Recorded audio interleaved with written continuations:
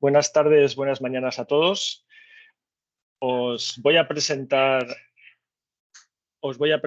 a Ángel Alba, pero Ángel Alba no se va a poder presentar a sí mismo en vivo porque está con la cámara con problemas, por desgracia. Lo hemos intentado durante unos minutos, pero no ha sido posible.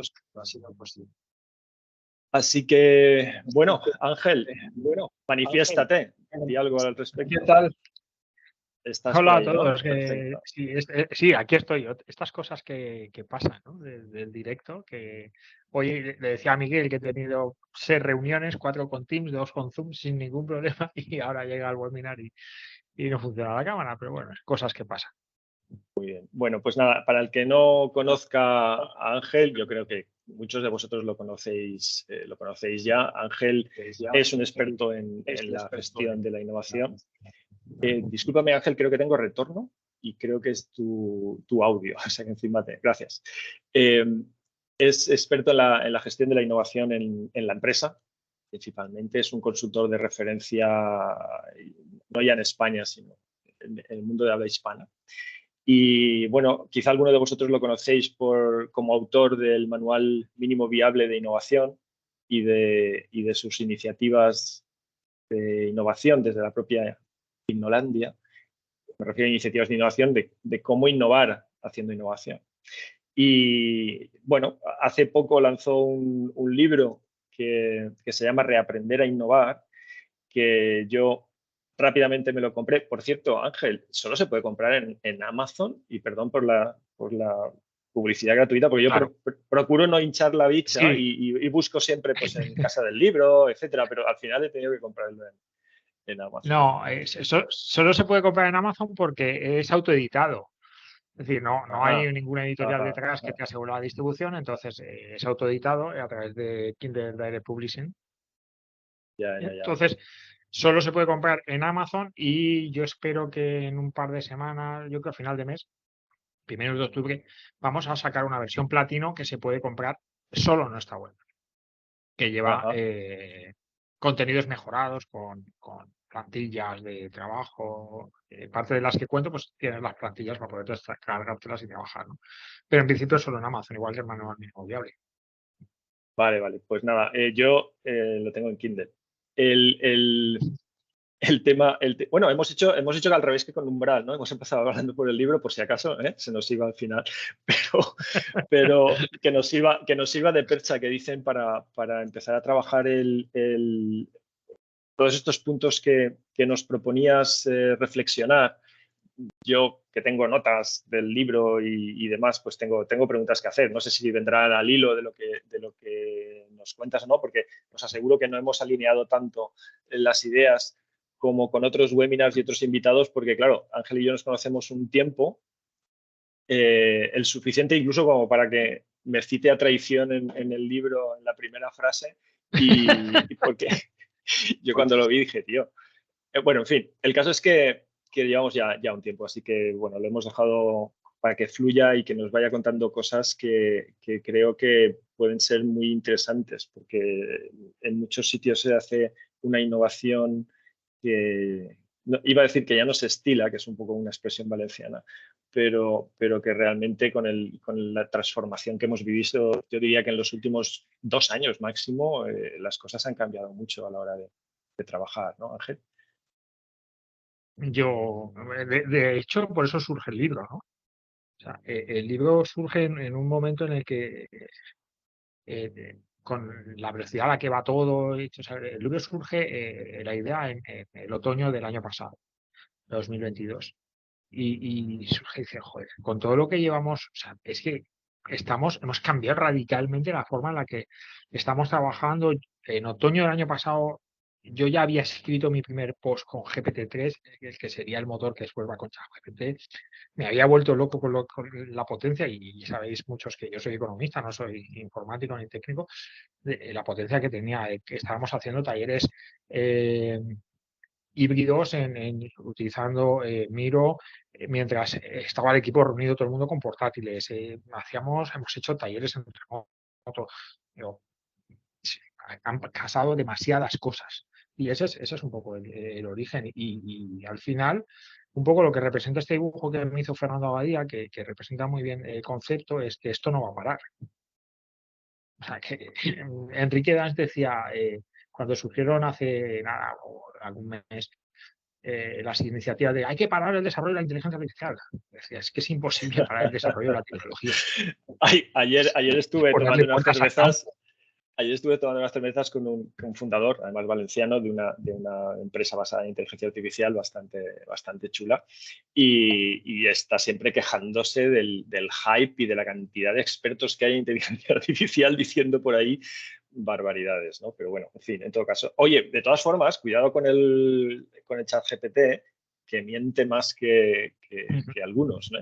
Porque claro, es una tecnología que está basada en probabilidad de la siguiente palabra que yo debería poner. Y si no existe esa información, se la inventa, ¿no? De hecho, nosotros Sí, usamos el ChatGPT y otro tipo de librerías parecidas en nuestra aplicación, pero solo con información controlada y bajo el control del usuario, ¿no? Porque si no, te puedes encontrar con sorpresas que si no las compruebas te lía. Pero es una herramienta muy interesante. Sí. Y además hablas bastante de herramientas en la propuesta que haces. sí, al final es marca de la casa. O sea, yo cuando arranqué Innolandia en 2012, lo que empezaba a plantearme es, bueno, ¿y qué valor puedo aportar yo? Porque al final un consultor no hay barreras de entrada, ¿no? Para entrar en consultoría, ¿no? Vas al Zara, te compras un ordenador chulo y a correr. Y empiezas a contar tus cosas, ¿no? Entonces, yo cuando me planteé, vale, ¿qué puedo hacer? A mí me gustan mucho las herramientas. Pues hay que dar herramientas para que la gente las aplique. Entonces, eso ha sido siempre marca de la casa. Yo he buscado herramientas cuando hacían falta, de las que había, y las enseñaba y las aprendí, y nos la poníamos primero, nos aplicamos siempre nuestra medicina primero, es decir, nos aplicamos la herramienta a nosotros y después se la enseñamos a los clientes porque hemos pasado por ahí, pero cuando no ha habido las hemos inventado. No las hemos montado, ¿no? Y entonces, ¿qué es lo que pasa? Lo que ha pasado en estos años, pues que al final las herramientas básicas son digitales, que se pueden aplicar a lo largo de todo el ciclo, ¿no? Que veis aquí, a lo largo de todo el ciclo de vida de la idea hasta que llega al mercado.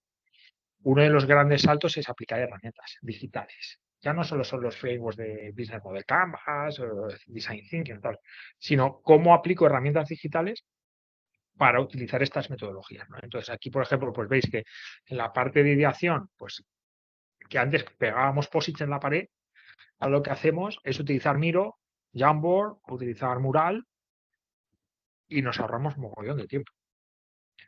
O podemos hacer prototipos funcionales, y aquí he visto a alguna persona con la que los hemos hecho en Miro.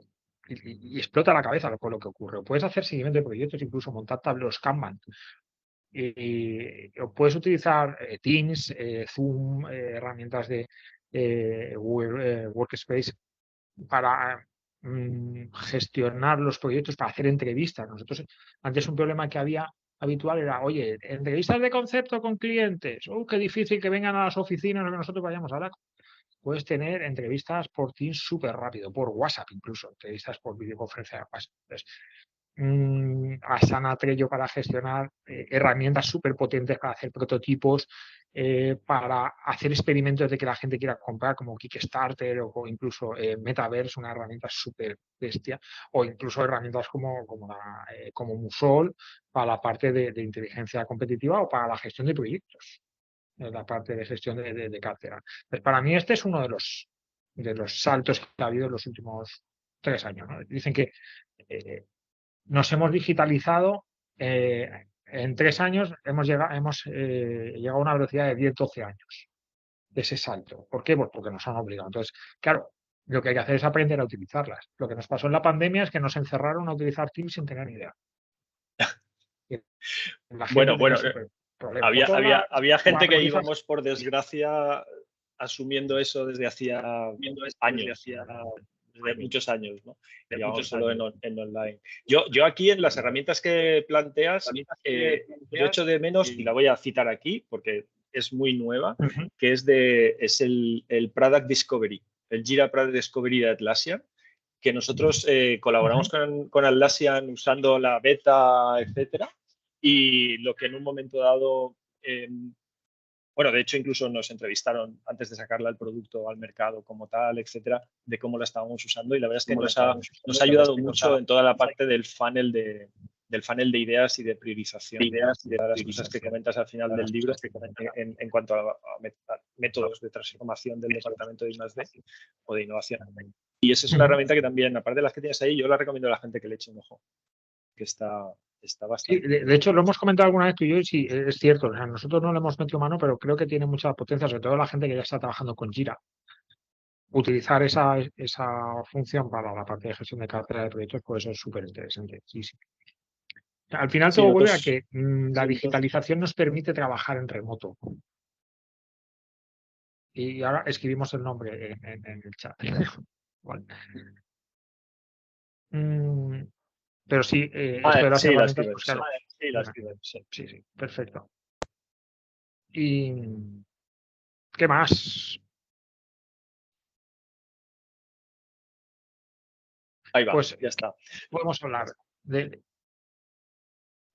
no sé, yo, la parte de la digitalización para mí es una de las grandes palancas de innovación ahora mismo. O sea, para mí hay tres.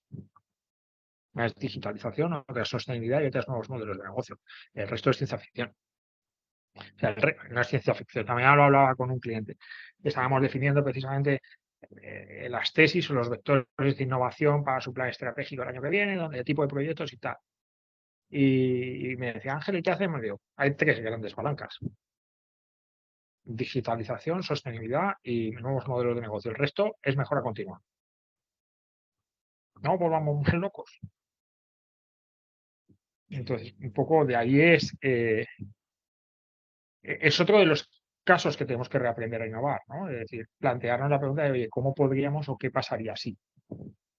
En el caso, Ángel, del estudiar los nuevos modelos de negocio, que esto lo hemos tratado en algún webinar del año pasado aquí en Altara, y creo que está grabado con, no sé si con alguna deficiencia, porque estaba hecho con otra plataforma, pero está colgado en la web. Parte más de analizar qué capacidades tienes y repensar el mercado directamente, ¿no? Es una forma muy diferente a cómo se hacen los proyectos de innovación en las empresas. Sí, es lo que yo aprendí ese concepto de Xavier Ferrás, que sabéis, los que me conocéis, que es mi maestro de cabecera, y él lo llama judo management, que es yo parto de mis capacidades y veo dónde las puedo aplicar. En lugar de yo estoy aquí y veo cómo lo hago, o sea, veo qué problemas hay en el mercado, entonces voy y me adapto. No, es al revés. Es en qué soy yo potente y a partir de ahí yo aprovecho mis capacidades, ¿no? En el libro pongo un ejemplo que lo podemos ver en cualquier sector, ¿vale? Pero, por ejemplo, nos ha pasado, es un ejemplo real con un cliente. Un cliente del sector farma que tú puedes definirte como somos un fabricante de medicamento o somos especialistas en enfermedades infecciosas, que es diferente. Si tú defines que tu core, tu fortaleza es que son las enfermedades infecciosas, puedes desarrollar productos de planificación de reacción ante epidemias, análisis de aguas fecales, puedes hacer no solo medicamentos. En cambio, si tú te defines como un fabricante de medicamentos, acabas haciendo medicamentos. Entonces te cierras mucho más. Entonces buscas problemas que tú puedas. Pero ¿tú crees, Muchas veces estás atado. Ángel, que los departamentos de innovación en las empresas tienen tantas tendencias sobre la organización como para no solo proponer alguna que otra de las locuras que se proponen, sino incluso plantear nuevos modelos para la organización? ¿Se les escucha o dice, uy, estos se han vuelto locos, vamos a encerrarlos un rato en algún sitio que se calmen? Yo creo que la inmensa mayoría no, y todos lo sabemos, ¿no? Una de las primeras barreras que nos encontramos es la falta de cultura innovadora en las organizaciones, que se traduce en resistencia al cambio, en gente poniendo palos en las ruedas, en que no me dan presupuesto, en que cuando pido gente de otros departamentos para hacer proyectos multifuncionales no me los dejan. A ver, hay un estudio de Boston Consulting Group de hace, creo que fue 2018 o algo así, que decía que solo el 2% de las empresas cotizadas eran capaces al mismo tiempo de explorar el futuro y operar en el día a día. 2% de empresas cotizadas, eso llévalo ahora a una empresa mid-market. El ambidextrismo que hemos referido siempre en Antara desde que estábamos al principio de la pandemia. El primer webinar que hicimos al principio de la pandemia hablábamos del ambidextrismo. Claro, estamos hablando de eso. Entonces, al final, el innovador o la persona innovadora es una persona que lucha contra los elementos, ¿vale? Que tiene que empujar muchas cosas para ir para arriba. Fíjate, una cosa que hacer hora y media, estábamos en una entrevista con un cliente porque vamos a hacer con ellos dentro de un par de semanas un taller de ChatGPT aplicado a la innovación. Bueno, estábamos con el señor de informática de esa empresa, todo eran barreras. Es que si la seguridad, es que si lo van a usar para no sé qué, es que se van a equivocar, es que. Entonces, es complicado, es complicado. Tú tienes que tener un CEO que sea innovador. Entonces, a partir de ahí, las cosas son más fáciles. Si tú tienes un CEO amarratequi, es complicado para los que trabajamos en innovación y todos lo sabéis.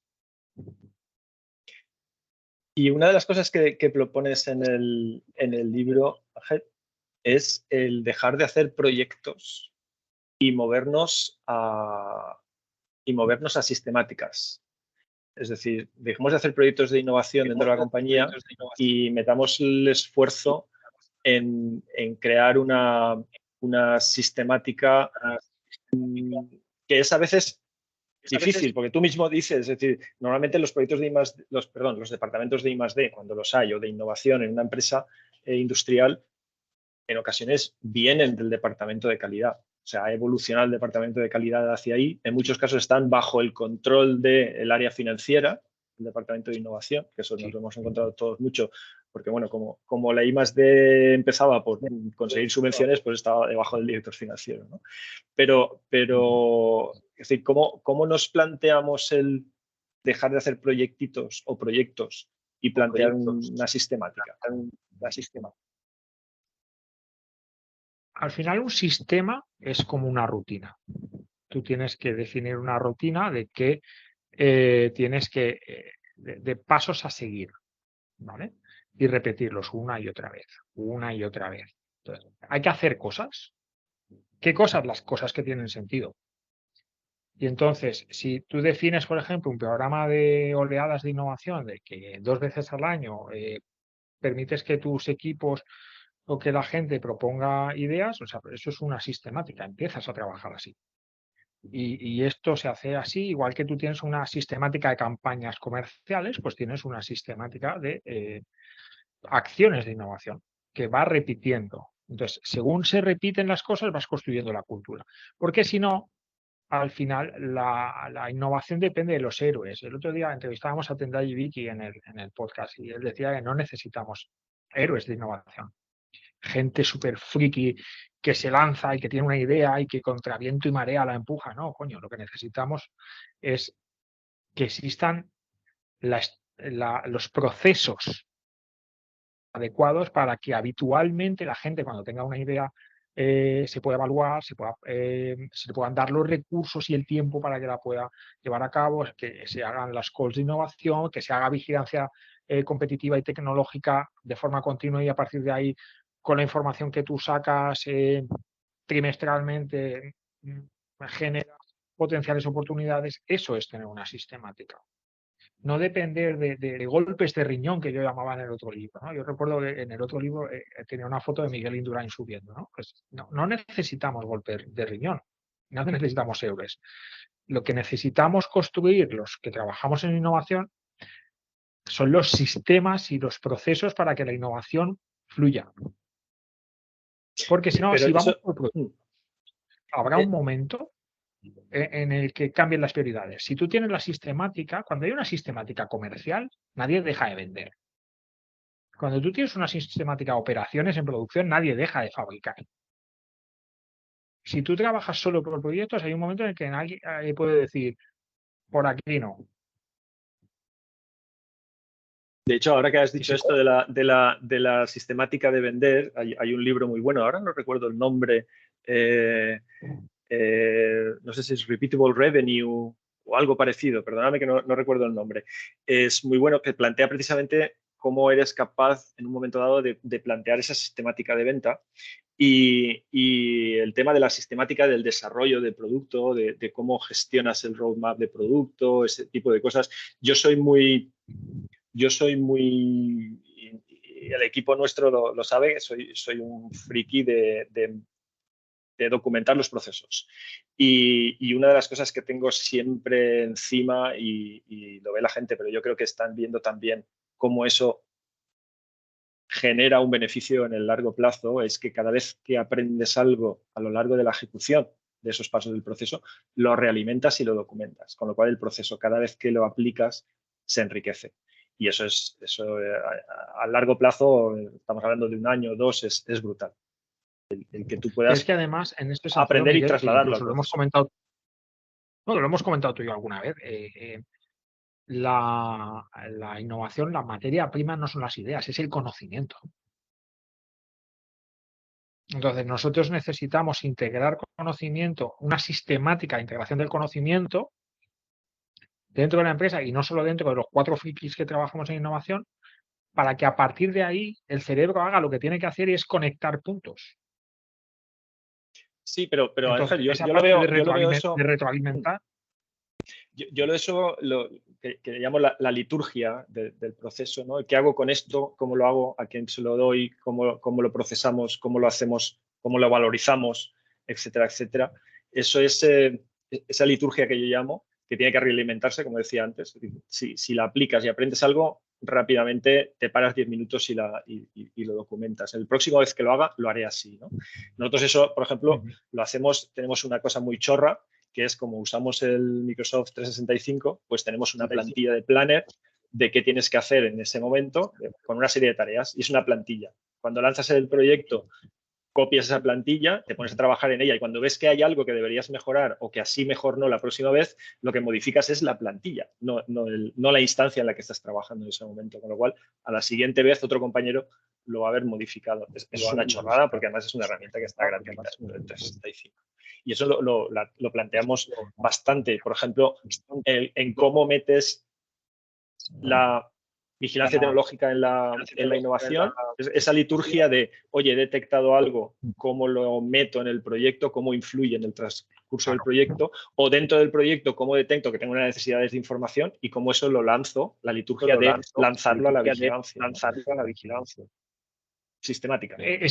Mira, es que se trata, cuando hablamos de construir esa sistemática para que otras personas innoven, bien sea, pues perfecto, integramos la vigilancia tecnológica dentro del proceso, como veíamos antes, ¿no? Dentro del proceso del proyecto o cualquier otra cosa. Lo que hay que hacer es ponerle a las personas las cosas fáciles. O sea, hay un libro que yo creo que es referencia en el libro que se llama Construye tu felicidad, de no sé qué Dolan, no recuerdo el nombre. Este es discípulo del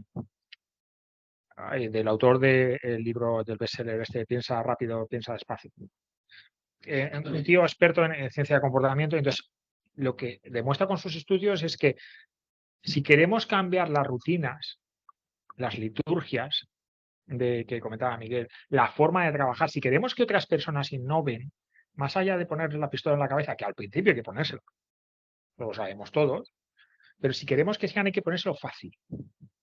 Porque la gente cambia de comportamiento cuando ponemos las cosas fáciles. Que no tengan que rellenar un formulario de innovación de 27 campos y que luego tiene que pasar por 3 comités de inversiones para ver quién y no sé qué. Así la gente no va a innovar. Sistemática No es no una es complejidad. Efectivamente. Sistemática es una serie de pasos recurrentes y repetitivos, sencillos, que sabemos lo que tenemos que hacer. Eso es lo que necesitamos construir dentro del proceso de la innovación. O sea, dejar de trabajar solo haciendo proyectos, una máquina, una churrera, que llamo yo, una churrera de proyectos, que solo hace proyectos, y muchas veces esos proyectos están orientados no hacia el negocio, hacia las necesidades del negocio, sino a las subvenciones que surgen. Por eso los PERTE, yo he hecho bastante crítica a los PERTE de las empresas, clientes que me preguntaban, oye, ¿me meto en el PERTE o no? Mi pregunta era muy sencilla. ¿Esto encaja con tu línea estratégica o no?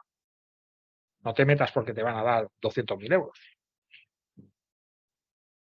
Entonces, hay que dar ese salto, ¿no? Hay que dar ese salto de crear esos procesos, de crear esas rutinas que se repitan.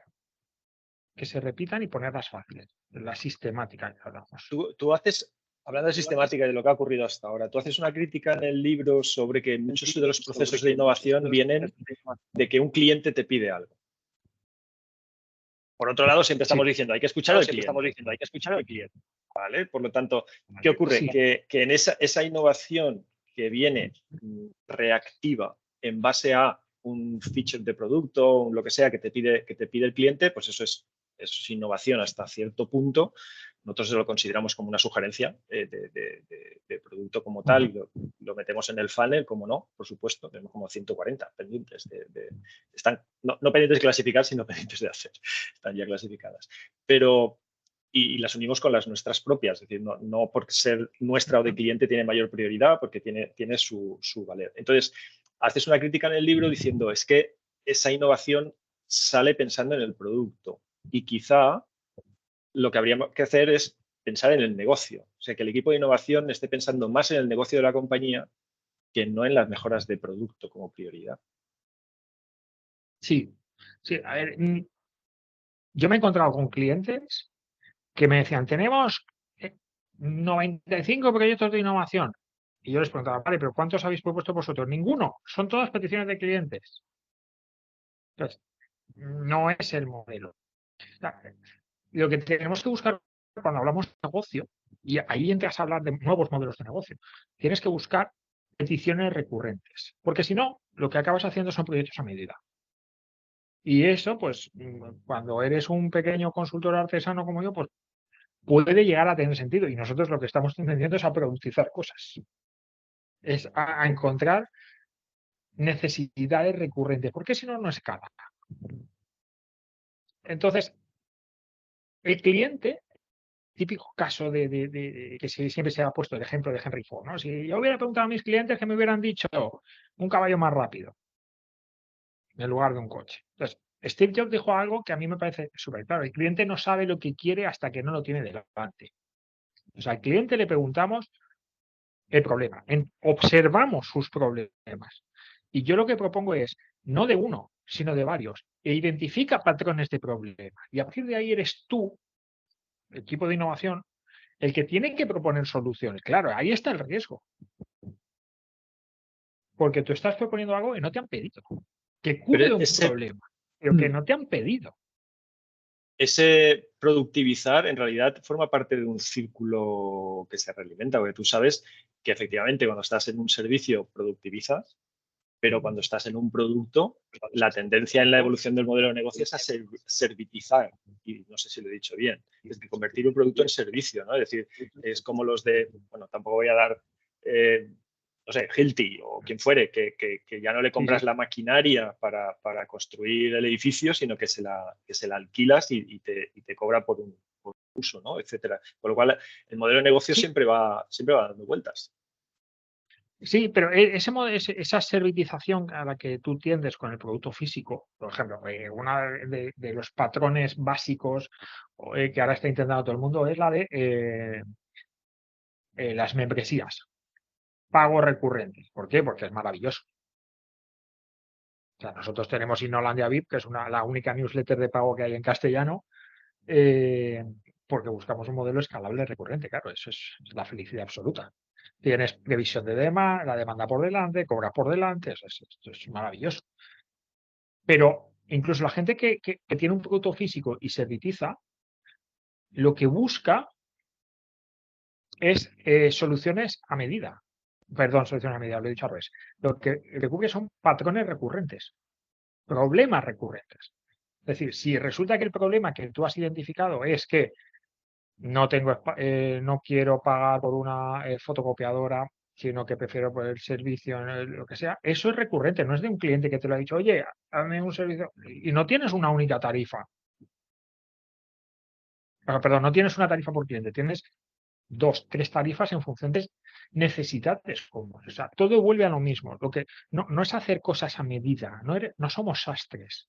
Lo que necesitamos son encontrar patrones, porque si somos sastres, y esto creo que hay aquí algún compañero con el que lo hemos hablado, si hacemos proyectos a medida, no escalan.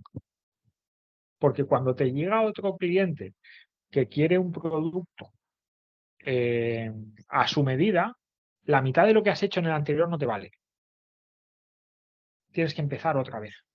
Ahí está también la capacidad de ideación del propio equipo a partir de una necesidad concreta. Lo digo porque yo no descartaría o no bajaría a un segundo nivel las ideas que nos pueden venir de un cliente concreto, que no se haya repetido, por decirlo así, porque de hecho el propio concepto core de nuestra aplicación de Antara para inteligencia vino de un problema industrial de una empresa concreta que nos vino con un problema y nos pidió una solución concreta y nosotros la pensamos durante unos días y dijimos, va a ser que no, te lo vamos a hacer de esta otra forma, ¿no?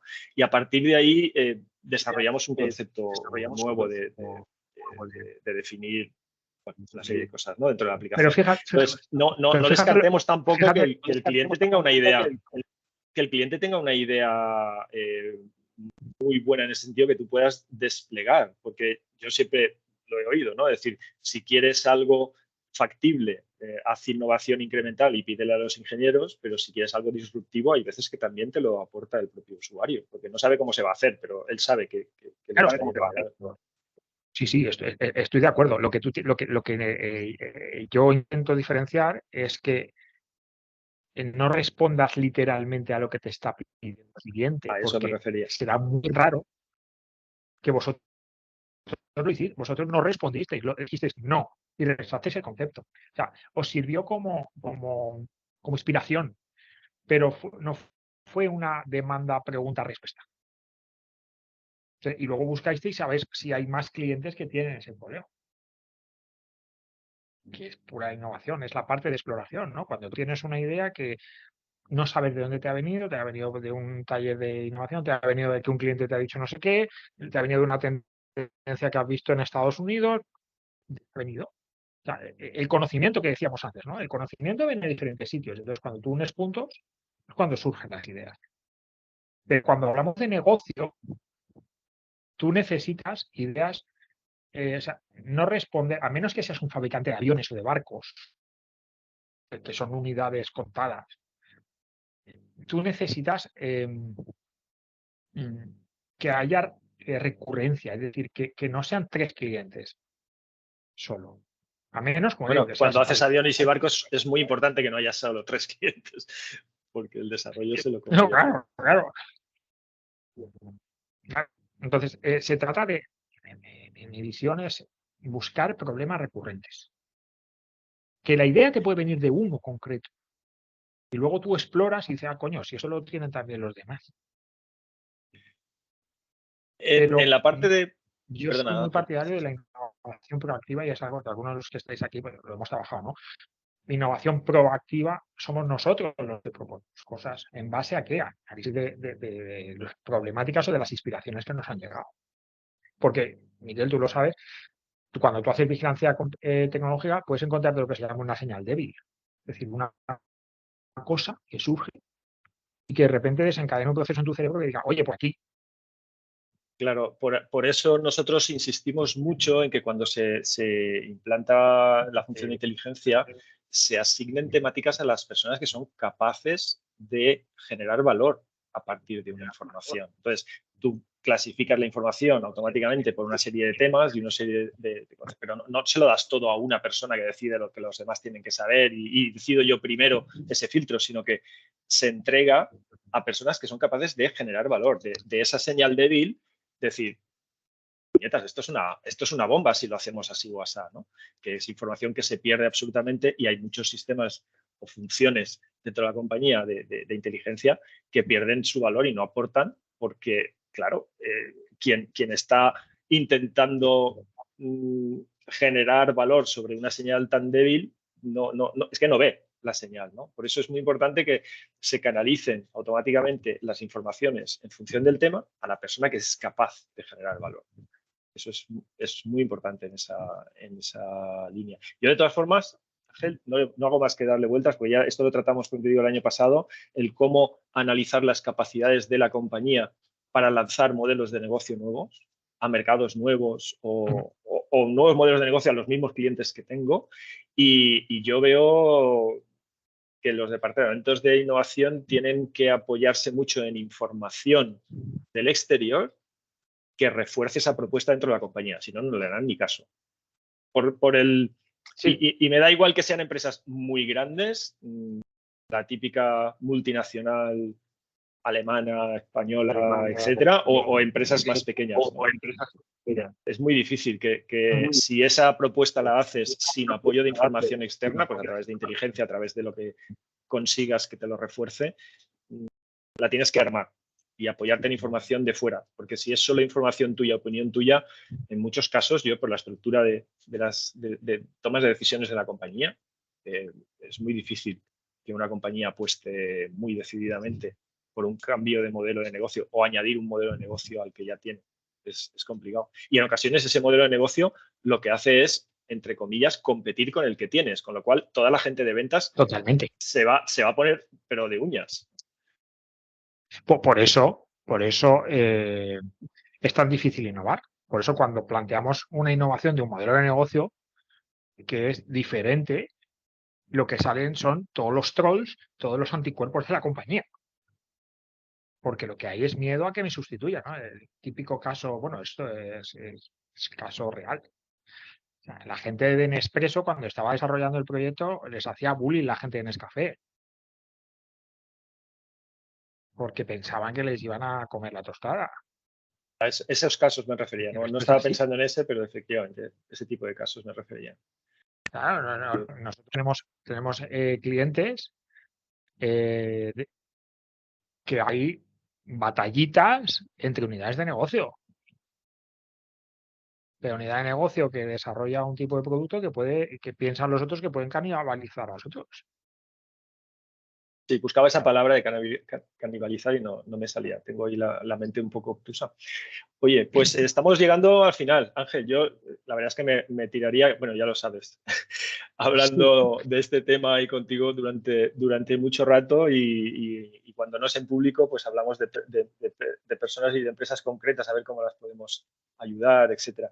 Y no sé, si quieres lanzar algún mensaje para los asistentes que se lleven un cartoncito con una frase o dos, ¿qué les dirías? Uf, me lo pones complicado, ¿eh? Ah, lo siento, para eso has venido. A ver, yo creo que los que nos dedicamos a trabajar en innovación es algo que nos gusta. Y entonces al final tenemos que ser conscientes que tenemos que reaprender a cómo estábamos trabajando y tenemos que pasar de ser reactivos a ser cada vez más proactivos, cada vez más digitales, cada vez utilizar la inteligencia artificial como nuestro nuevo mejor amigo y no parar de reaprender en este trabajo que nos encanta, pero que muchas veces es duro porque tenemos que luchar contra los anticuerpos, contra los trolls, mucha gente, pero bueno. Alguien me decía un día, el 90% de mi día es una mierda, pero los pelotazos del 10% de las cosas que conseguimos hacen que merezca la pena. Mucho ánimo y pues nada, a seguir surfeando la ola, pues esto no va a parar. Muy bien. Oye, pues nada, agradecido a todos los que estaban por aquí. Os invito a un próximo webinar el martes de la semana próxima en el mismo horario. En principio es para usuarios, porque vamos a poner delante de la pantalla de los usuarios todas las cosas que hemos hecho nuevas desde junio, que son bastantes, por cierto, relacionadas con temas de inteligencia artificial, algunas de ellas. Y en todo caso, si alguno de vosotros no sois usuario y queréis participar, en la web de Antara lo podéis pedir, ¿no? Y algún compañero os dará paso seguro, ¿vale? Así que, bueno, os invito, nos veremos. Ángel, muchísimas gracias. Pues Me placer, queda, Miguel, me como queda siempre. por acabar el libro, me queda un poquito. Tengo aquí el Kindle a la izquierda con mis notas, cosa que te iba a preguntar. Todavía no lo he acabado del todo, ¿eh? Pero que sepas que estoy en ello. Habrá que hacer un preguntas y respuestas del libro. Pues yo sé que gente de los que estoy viendo aquí en la lista tiene el libro hay que hacer un día un preguntas y respuestas. A ver. Bueno. El día que escriba yo uno sobre procedimientos de inteligencia en la empresa, haremos una cosa parecida. Bueno, Pues, oye, Ángel, ponte. Bueno, chico, gracias a todos. Nos vemos pronto y los que no hayáis podido participar, nada, os enviaremos el enlace a cuando la procesemos. Chao. Gracias, Ángel. Chao. Gracias, Miguel. Gracias a todos.